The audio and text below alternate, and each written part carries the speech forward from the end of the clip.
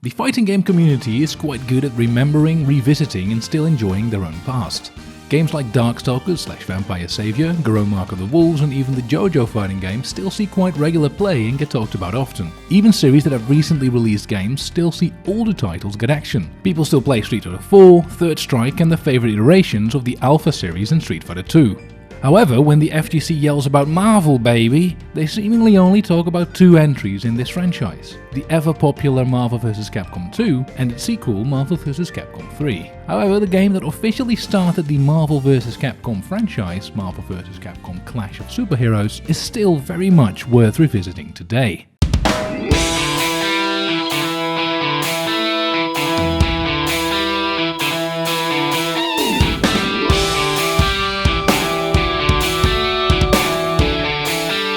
Capcom was hitting some real licensed video game bangers in the 80s and 90s. Under their Disney license, they developed many great games. My Childhood Wonder, Darkwing Duck, an amazingly crisp Mega Man-like, and many other great games like DuckTales and the Chip and Dale one. With their Marvel license, Capcom wanted to clearly convey the battles and strength of its characters, by making amazing beat-em-ups and fighting games with beautiful sprite work. In their contract with Marvel, Capcom was to include a character from Street Fighter in Children of the Atom. So to oblige, Capcom obviously chose to put Akuma into the game, playable via a code with the character select screen. Akuma used most of its Super Turbo sprites, and being released on the same arcade hardware, Capcom's System 2, this worked quite well. This must have gotten Capcom thinking. We have these superhero sprites punching and kicking and doing some cool moves, and we have our Street Fighter sprites punching and kicking and doing some cool moves. So what if we just combine them? X-Men vs. Street Fighter was released in 1996, pitting 8 X-Men characters, 5 of which were previously playable in X-Men Children of the Atom, versus 9 Street Fighter characters. This game was a big success and was critically really well received. A year later, Capcom broadened the Marvel roster to include other heroes from the Marvel Universe and cut back the X-Men count to just 2 in the 1997 title Marvel Superheroes vs. Street Fighter. Once again, mostly featuring reused assets and clashing the two IPs together to create another excellent fighter. Like Capcom did with the Marvel Universe, the next game and the topic of this video was to include more fighters from Capcom's universe as well. 15 playable characters, 6 quote-unquote secret characters, and 20 support characters makes this a true crossover fighter. Let's first take a quick look at the 15 regular characters before diving into what makes Marvel vs. Capcom 1 stand out from its far more popular sequel. And finally, ending the video with a primer on the mechanics of MvC1. On Marvel's side, returning from the previous titles were Captain America, Gambit, Spider-Man and Wolverine. This time joined by the Hulk, Venom and War Machine. Capcom's side features some really interesting choices. Street Fighter reps Ryu, Chun-Li and Zangief are joined by fellow fighting game character Morrigan from the Darkstalkers series. From here we see Jin from Rival Schools taking the leap from his 3D game to a 2D sprite, and Capcom's side further includes non-fighting game characters like Captain Commando, Mega Man and Strider. Gameplay-wise, there are 3 main differences between Marvel vs. Capcom 1 and Marvel vs. Capcom 2.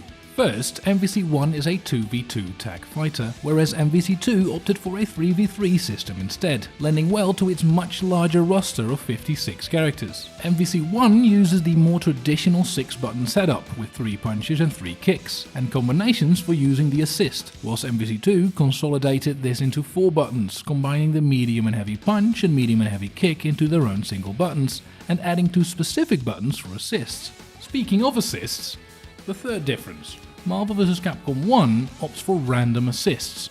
Though holding certain buttons can let you choose, these random assists are characters you cannot pick to play with and are thus only assists. While in Marvel vs. Capcom 2, the 2 characters you're currently not playing on your team will perform one of the 3 selected assist moves when pressing their corresponding button. These and many other changes make Marvel vs. Capcom 1 worth revisiting. Only having 1 assist and 2 characters make this game a tad slower when compared to Marvel vs. Capcom 2.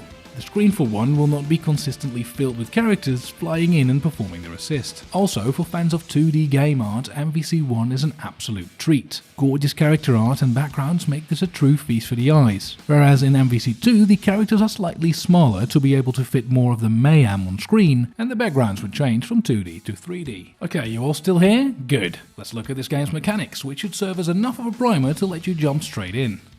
So as stated before, this game is a 6-button fighter. meaning your character has a light, medium and heavy punch and a light, medium and heavy kick. One aspect that makes this game easy to pick up for new players is the magic series.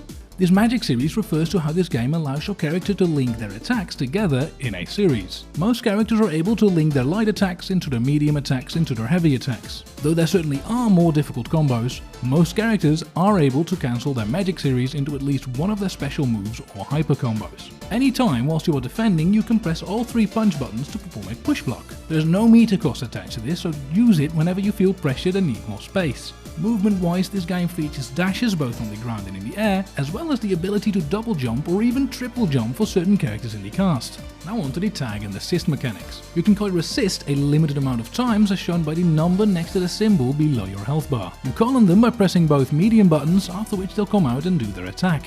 You switch your characters by pressing both heavy buttons.